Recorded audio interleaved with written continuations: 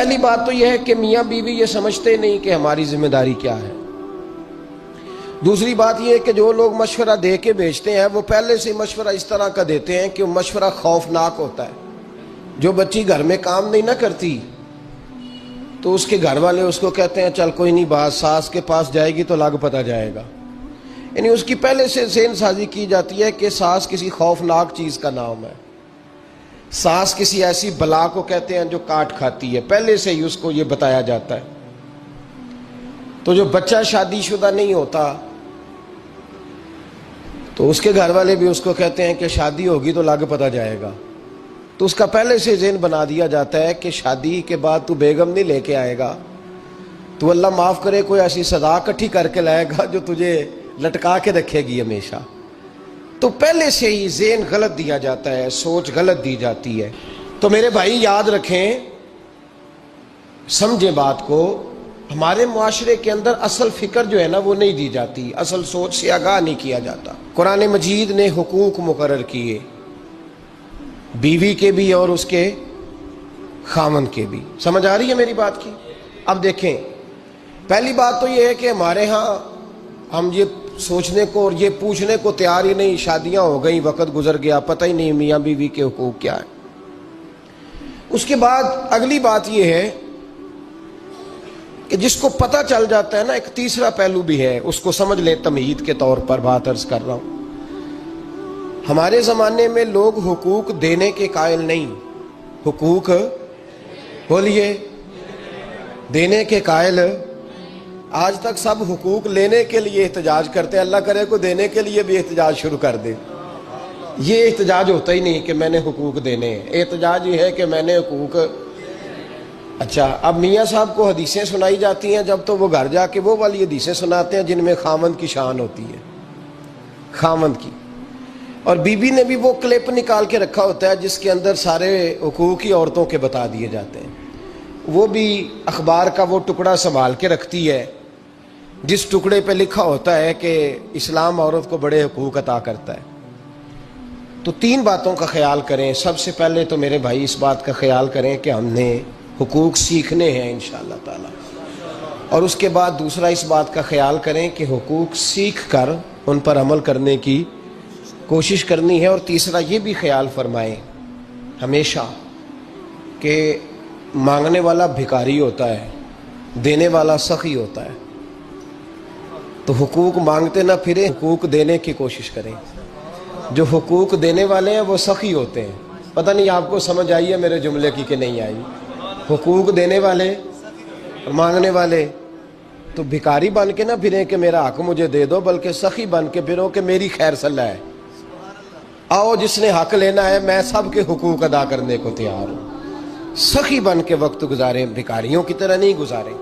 قرآن مجید فرقان حمید نے میاں بیوی کا جو رشتہ بیان کیا ہے نا، اس رشتے کو آپ سمجھیں جو قرآن پاک نے میاں بیوی کا رشتہ بیان کیا۔ کہن لباس لکم وانتم لباس لہن، فرمایا بیویاں تمہارا لباس ہیں اور تم ان کا لباس ہو، وہ تمہارا لباس ہے اور تم، اللہ اکبر، کیسا خوبصورت لفظ قرآن پاک نے، ہن لباس لکم وانتم لباس لہن، فرمایا وہ تمہارا لباس ہے اور تم، سمجھ آ رہی ہے نا جی بات کی، وہ تمہارا لباس ہے اور تم ان کا لباس ہو۔ تین خوبیاں تو ہر لباس میں ہوتی ہیں، تین چیزوں کے لیے لباس پہنا جاتا ہے، تین چیزیں، تین قسم کی آسائشیں لباس میں پائی جاتی ہیں، اس پر تو تمام مفسرین کا اتفاق ہے۔ سب سے پہلی چیز، لباس جو ہوتا ہے وہ بندے کو گرمی اور سردی سے بچاتا ہے۔ سخت سردی میں لباس لے لیں تو بندہ سردی سے بچ جاتا ہے۔ اس کا مطلب یہ ہوا کہ میاں بیوی ایک دوسرے کا لباس ہیں، اگر بیوی کی طرف کوئی تکلیف آتی ہے تو میاں اس کو بچاتا ہے، اور اگر میاں کی طرف کوئی تکلیف آتی ہے تو عورت اس کو بچاتی ہے۔ میاں بیوی ایک دوسرے کا لباس ہے۔ لباس کیا کرتا ہے؟ لباس آدمی کے عیب چھپاتا ہے، اس کے وجود پر کتنے دھبے ہیں، کتنے نشان ہیں، وہ سارے چھپا لیتا ہے لباس۔ میاں بیوی ایک دوسرے کے عیب چھپانے والے ہوتے ہیں، عیب بتانے والے، رونا رونے والے نہیں ہوتے کہ بی بی جب بھی میکے گئی اس نے جا کے رونا شروع کر دیا۔ اتنی میں تانگو دوسرا ہے ہی کوئی نہیں. اور خاوند صاحب جب بھی ملے انہوں نے ایک ہی راگ الاپنا شروع کر دیا کہ میری کیا بات تھی, مجھے مل کیا گیا ہے, میں کیا تھا, میرے ساتھ ہوا کیا ہے. تو لباس ہیں, ایک دوسرے کا عیب چھپائیں گے. بولیے, ایک دوسرے کا عیب چھپائیں گے, ایک دوسرے کی غلطیوں کی پردہ پوشی کریں گے. اور تیسرا لباس کا کیا مقصد ہوتا ہے؟ لباس شخصیت کا آئینہ دار ہوتا ہے.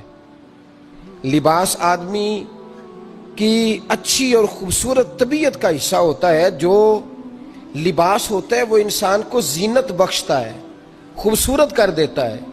داڑھی والا آدمی ننگے سر پھرے تو خوبصورت نہیں لگتا, ٹوپی پہن لے تو بڑا پیارا لگتا ہے, ٹوپی پہنے تو بڑا, اور اگر امامہ باندھ لے تو نور نالا نور ہونا شروع ہو جاتا ہے.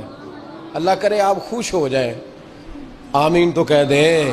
اور اللہ کرے فجر کی نماز آپ امامہ باندھ کے پڑھ لیں, آمین تو کہیں. چلو کوئی جنہ دی داڑھی نہیں انہوں نے رکھنی چاہیے, جنہ دی نہیں ہونا نو موضوع نہیں تھا, پر ہماری بھی مجبوری ہے, داڑھی آ ہی جاتی ہے, ہر موضوع میں شامل ہو جاتی, رکھنی چاہیے. سب یاد رکھیں, لباس آدمی کو زینت دیتا ہے. قرآن مجید کے لفظوں پہ غور کرو.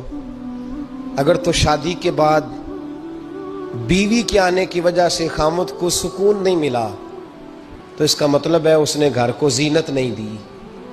اور اگر شادی کے بعد اس بچی کو تحفظ نہیں ملا, اس کو اپنے گھر کے اندر سکون نہیں ملا, تو اس کا مطلب ہے خاوند نے اسے زینت, اس لباس نے زینت نہیں دی. میاں بیوی ایک دوسرے کا لباس ہے. اس مقدس رشتے کو اسلام نے باندھا, اور لباس کہہ کے باندھا. میرے رسول کریم علیہ الصلوۃ والسلام نے پہلے تو خارجی لوگوں کو منع کیا ہے. میری ذاتی رائے یہ ہے کہ میاں بیوی کی ذاتی لڑائی کوئی بھی نہیں ہوتی. ذاتی لڑائی, میری باتوں کی سمجھ تو آ رہی ہے نا آپ دوستوں؟ کوئی نہیں آ رہی؟ اللہ جزا دے. آپ میاں بیوی کی ذاتی لڑائی کوئی نہیں ہوتی. ہوتا پتہ کیا ہے؟ لڑکے سے پوچھیں کہ بتائے جناب کیا حال ہے, تو کہتے ہیں بیوی میری صحیح ہے, اس کے گھر والے نہیں صحیح. سنا ہے آپ نے بھی کبھی یہ لفظ؟ تو اسی طریقے سے اگر لڑکی سے پوچھیں کہ تیرا کیا حال ہے, تو کہتی ہے خامن تو میرا دھیان رکھتا ہے, اس کی اماں نہیں خیال رکھنے دیتی. تو لڑائی جو ہوتی ہے وہ تیسرے آدمی کی وجہ سے ہوتی ہے. تیری اماں آئی تھی تو اس طرح کہہ گئی, تو تیرا بھائی آ گیا تھا تو وہ یہ کہہ گیا, تیسرے فرد کی وجہ سے. میرے نبی کریم علیہ الصلوۃ والسلام نے تیسرے بندے کو سمجھایا ہے, تیسرے فرد کو حضور نے سمجھایا ہے. نبی پاک علیہ الصلوۃ والسلام نے فرمایا خبردار, ماں, بھائی, بیٹا, باپ سارے لحاظ کریں, بسنے دے میاں بیوی کو. اگر شادی کر دیا تو ان کو سکون سے رہنے دو. تم دو جملے کہہ کے چلے گئے, کوئی عیب نکال کے جو چھپا ہوا تھا خاوند کی نظر میں وہ نکال کے بتا دیا کہ تیری بیوی یہ کام بھی کرتی ہے. اب تم تو ہٹ گئے وہ بات کہہ کے, اب انہوں نے اکٹھے رہنا ہے. ان کی زندگی مصیبت کا شکار ہو گئی, آزمائش میں آ گئے وہ دونوں, ساری زندگی کڑتے رہے. ایک عیب نکال کے لڑکی کے گھر والے لڑکے کا اسے بتا کے چلے گئے تیرے خامد میں یہ عیب پایا جاتا ہے. وہ ساری زندگی کڑتے رہیں گے, تکلیف میں رہیں گے. انہوں نے تو اکٹھے رہنا ہے. بتانے والا چلا گیا. میرے رسول کریم صلی اللہ علیہ وسلم فرماتے ہیں لعنتی ہے وہ شخص, لعنتی ہے وہ شخص. یا رسول اللہ کون سا؟ فرمایا جو بیوی کو مرد کے خلاف اکساتا ہے اور مرد کو بیوی کے خلاف اکساتا ہے, وہ لعنتی ہے, ملعون ہے, رحمت الہی سے دور ہے وہ شخص. انہیں قریب کرنے کی کوشش کر, تو ان کے اندر محبت پیدا کرنے کی کوشش کر.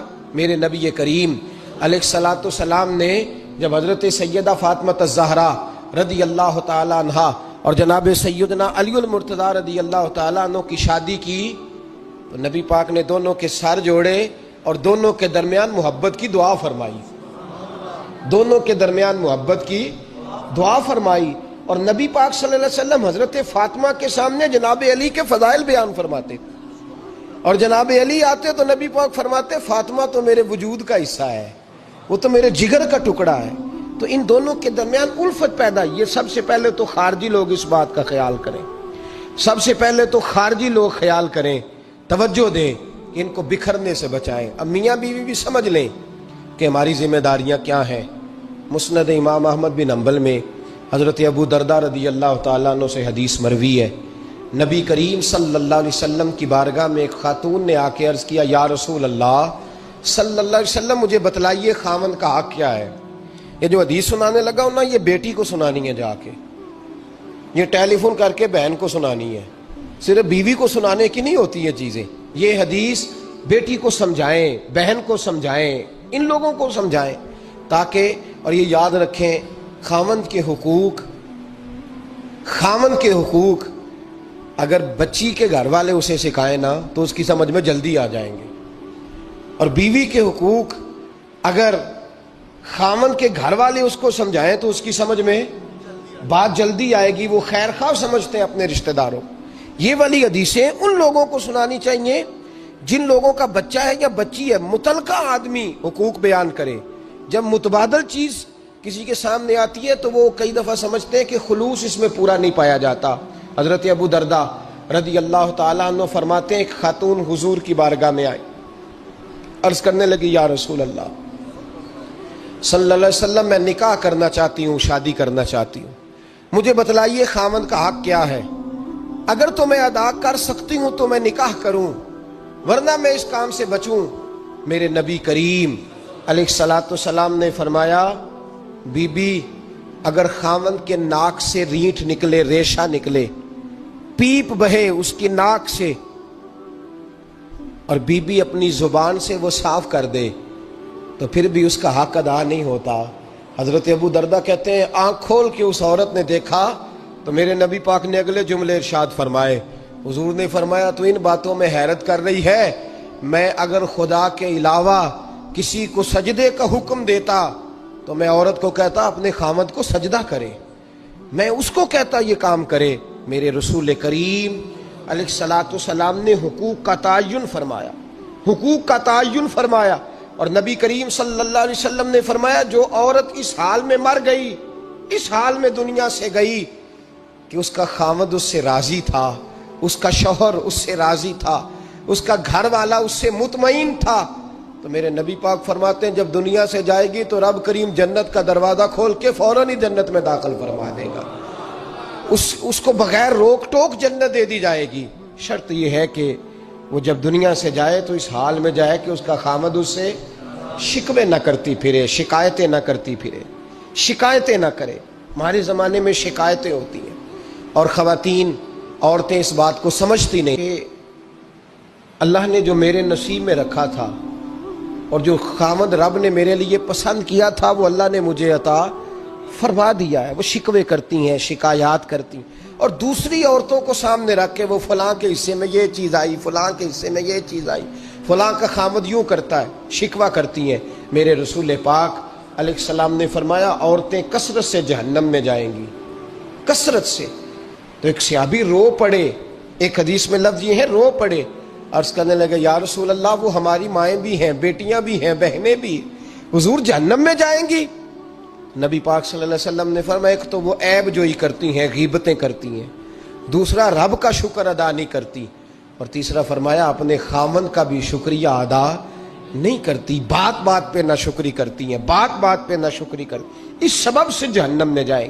عورت کے حقوق کا تعین فرمایا، اور ساتھ ہی میرے رسول پاک علیہ السلام نے مرد کی طرف توجہ فرمائی، اور کیا خوبصورت لفظ ارشاد فرمایا تم میں ہر آدمی اپنے آپ کو اچھا سمجھتا اور اچھا کہتا ہے، ہر آدمی کہتا ہے، لیکن کوئی اگر مجھے آ کے پوچھے گا کہ محبوب آپ کی امت میں اچھا کون ہے، تو حضور فرماتے ہیں میں اسے اچھا سمجھوں گا جو اپنے گھر والوں کے حق میں اچھا ہے، جو اپنی بیوی خیرکم لأہلہ، تم میں سے بہترین وہ ہے جو اپنے گھر والوں کے لیے اچھا ہے. اور فرمایا جاؤ میرے گھر جا کے پوچھ لو وانا خیرکم لأہلہ، میں تم سب سے زیادہ بڑھ کر اپنے گھر والوں کے لیے اچھا ہوں. تم میں بہترین وہ ہے جو اپنے گھر والوں کے لیے، بال بچوں کے لیے، بیوی کے لیے اچھا ہے. رسول کریم علیہ الصلاۃ والسلام نے خاوند کو حکم دیا اور ارشاد فرمایا کہ عورت ٹیڑھی لکڑی ہے، بیچاری کو اللہ نے عقل پوری نہیں دی.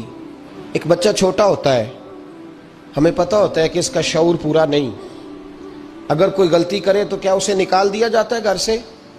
بولے چھوٹا بچہ ہے، وہ کئی دفعہ بڑا نقصان کر دیتا ہے، آپ کیا کہتے ہیں؟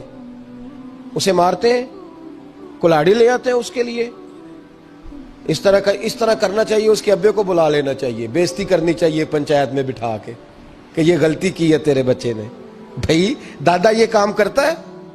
بولے نا، کیوں نہیں کرتا؟ وہ کہتا ہے ہمارا بچہ نہ سمجھ ہے، اپنا پوتا ہے، ہمارا اپنا ہے، اگر ہم اس کا ایپ باہر نکالیں گے تو بڑا کام غلط ہو جائے۔ لیکن وہی ابا جی جب بہو کوئی غلطی کر بیٹھتی ہے تو پنچایت بلاتے ہیں، لوگوں کے سامنے معاذ اللہ تعالیٰ بڑی کڑوی کسیلی باتیں کرتے ہیں، ایسی باتیں کرتے ہیں کہ جو ان کی بیٹی کے بارے میں کہی جائے تو وہ کبھی پسند نہ کریں، اتنے سخت جملے کہے جاتے ہیں، بیٹی والے کو رسوا کیا جاتا ہے۔ میرے نبی کریم